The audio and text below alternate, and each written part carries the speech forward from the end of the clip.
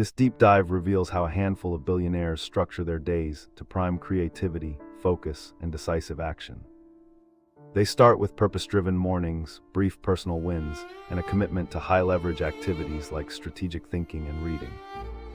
For decision-making, they use explicit criteria, time blocking, and rapid experiments, citing Bezos's small autonomous teams and Buffett's simple recurring review rituals.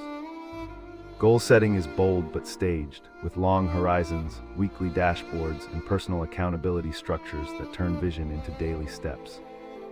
Viewers can adapt by piloting one core habit this week, like a fixed morning routine, a weekly review, and a daily prioritization ritual.